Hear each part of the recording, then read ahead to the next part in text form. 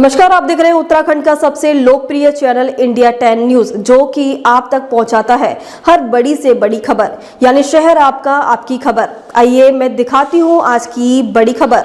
ग्राम गुलरिया से प्रधान पद की उम्मीदवार अफसाना बेगम को मिल रहा भरपूर समर्थन। काशीपुर ग्राम गुलरिया में त्रिस्तरीय पंचायत चुनाव एक जश्न के रूप में देखा जा रहा है। यहाँ प्रधान पद के उम्मीदवारों में अपनी अपनी की बढ़त के लिए एक गजब का उत्साह देखा जा सकता है।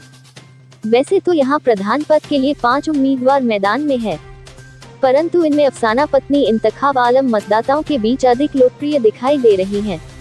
आपको बता दें कि यह महिला आरक्षित सीट है और यहाँ के 1995 वोटर किसी भी उम्मीदवार का भाग्य तय करेंगे। इंतपास अफसाना, जिनका चुनाव निशान अनाज की बाली है, यहाँ महिलाओं में खासी पकड़ रखती हैं और उनके पति इंतखाब आलम भी ग्रामीण इलाकों में सेवा कार्यों के लिए जाने जाते हैं।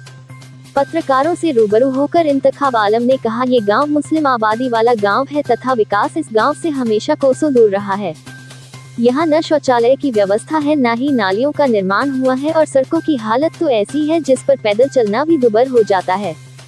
इंतखाब आलम ने कहा कि यदि यहाँ की जनता उन पर भरोसा करके उनकी पत्नी को प्रधान बनाते हैं तो उनका प्रथम लक्ष्य यहाँ नालियों का चौड़ीकरण करके निर्माण कराया जाएगा तथा गांव की प्रत्येक सड़क को मुख्य सड़क तक पक्का किया जाएगा।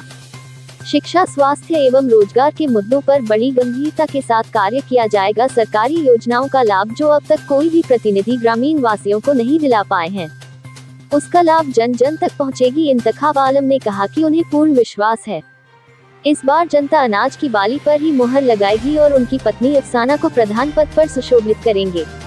वहीं मीडिया सभा में जब ग्रामीण क्षेत्र का दौरा किया गया तो ग्राम वासियों ने बताया कि पूर्व के प्रधान और उनके सहयोगी पूरी तरह भ्रष्टाचार में लिप्त रहे तथा इस गांव के विकास के लिए उनका कोई योगदान नहीं है। आज भी यहाँ के लोग विधवा, विकलांग, वृद्धावस्था पेंशन से वंचित है।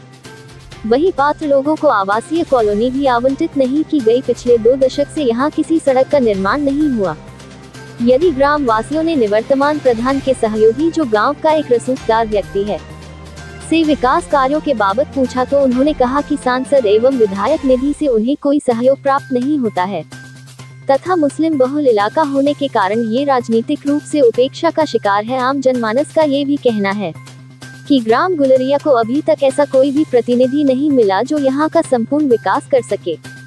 कुछ लोगों ने नाम न छापने की शर्त पर यह भी कहा कि निवर्तमान प्रधान के एक सहयोगी, जो कि उनका सारा कार्य देखते थे, पूर्णतः भ्रष्टाचार में लिप्त थे और सरकारी धन का भी उन्होंने दुरुपयोग किया, जिसके कारण ये गांव विकास से दूर चला गया। मीडिया सभा के अनुसार श्रीमती अफसाना पत्नी इंतखाब आलम के मुकाबले में अधिक शिक्षित एवं कर्मठ दिखाई दे रही हैं और मतदाताओं का रुझान भी अफसाना बेगम खींचने में कामयाब हो रही है। मतदान 28 तारीख को है। अब देखना होगा किसकी होगी शेह और किसकी होगी मात। काशीपुर से सह संपादक जुगनू खान की रिपोर्ट। यह है कि मेन रोड की खस्ता हालत है। मेन रोड बहुत ही जर्जर हालत में पड़ा है और नालियाँ बिल्कुल टूटी हुई हैं, सड़कें, रोड और जो है साफ़ सफाई का बिल्कुल भी कोई विशेष ध्यान नहीं रखा है। और जो है बुजुर्गों की वृद्धा पेंशन और विकलांग पेंशन और जी यही समस्याएं चल रही है यहाँ पर। बाकी स्वास्थ्य विभाग, अस्पताल वगैरह की समस्या है। यहाँ राशन कार्ड बनवाने के लिए लोगों को कहाँ जाना पड़ता है? क्या गांव में CSC सेंटर है? जी, ration card supply office Kashipur जाना पड़ता है। राशन कार्डों की भी लोगों की काफ़ी समस्याएं हैं। राशन कार्ड बनवाने के लिए सरकार ने CSC सेंटर खोले हैं। CSC सेंटर यहाँ पर है? जी, CSC सेंटर यहाँ पर नहीं है। कहाँ पर है? वो तो काशीपुर ही है सर। चिकित्सा के क्षेत्र की बात करें, यदि कोई यहाँ का आदमी या महिला बीमार पड़ती है तो वो दिखाने के लिए कहाँ पर जाती है? तो सर काशीपुर ही जाना पड़ेगा उनको। यहाँ पर कोई चिकित्सा? ठीक है। शिक्षा के क्षेत्र की बात करें तो शिक्षा का क्या महत्व है यहाँ पर?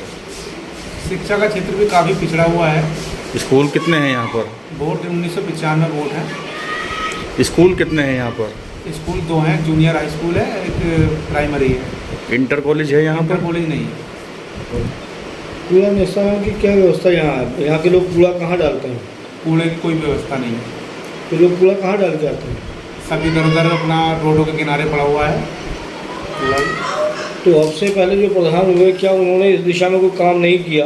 ये टूटी हुई नालियाँ थी, सड़कों पर गंदगी फैली हुई थी, टूटी हुई सड़कें हैं और पानी का भराव यहाँ बरसाती पानी का होता है। इस दिशा में यहाँ पूर्व प्रधानों द्वारा जी कोई कार्य किया गया अभी तक? कोई कार्य नहीं किया गया। कितने वर्षों से यहाँ सड़कें नहीं बनी हैं? सड़कें तो चीमा साहब ने कराई थी, जो रोड थी उसके बाद कोई सड़क ऐसी बनी नहीं है। मेन रोड के बहुत जर्जर हालात, जो मेन रोड है चौराहे से लेकर गांव तक, वो बिल्कुल ख़राब पोजीशन है। इंतखाब भाई, पहले के टाइम में हम ये देखते थे कि हर गांव में कुआं और तालाब हुआ करते थे। वो कुएं और तालाब कहाँ चले गए अब? तालाब कुआं कोई है नहीं, पहले से ही एक ये गांव से निकलती ही है, ये भी जर्जर हालात में है, इस पर कोई काम नहीं किया गया। क्या यहाँ तालाबों पर दबंगों द्वारा अतिक्रमण किया गया है?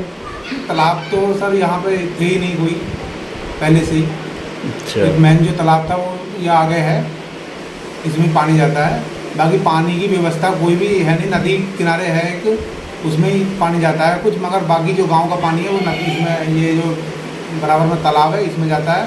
बाकी ये भी ओवर हो जाता है तो इसमें से बाहर पानी। यदि आपकी पत्नी अफसाना जी चुनाव जीत जाती हैं तो पहला कदम क्या उठाएंगे? प्रथम प्राथमिकता उनकी क्या होगी, क्या कदम उठाएंगे? यही होगी, रोडों की समस्याएं हैं, इनसे निजात दिलाने की, नाली वगैरह, साफ़ सफाई का मसला है, बुजुर्गों की वृद्धा पेंशन है, विकलांग पेंशन है, विधवा पेंशन है, ये हमारा मेन उद्देश्य रहेगा। तो इन सब विकास के मुद्दे जब आप लेके चलेंगे तो बहुत सारे पैसे की जरूरत आपको पड़ेगी जी। तो पैसा आप कहाँ से मुहैया कराएंगे? पैसा तो गवर्नमेंट से ही, नहीं, किस अधिकारी से लेंगे? अधिकारी से, ये ब्लॉक से ही होगा जी।